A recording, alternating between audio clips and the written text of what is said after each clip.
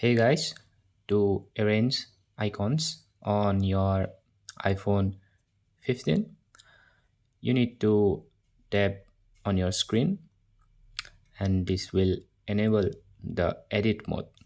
Now, as you can see, the icons are jiggling. So you need to tap here and you can place the icons anywhere on the screen. As you can see, we can also do this for the next page. As you can see, if you want this icon to transfer to the next page, just tap here and swipe to the left of the screen. This will transfer to the next page.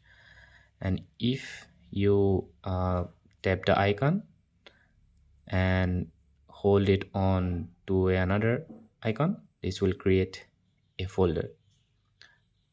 And if you want to transfer multiple icons to the next page, just hold to the icon and tap the another icons you want to transfer, as you can see. And now we can move it to the next screen, or we can transfer to the right or a left screen. So that's how you transfer icons and you arrange icons on your iPhone.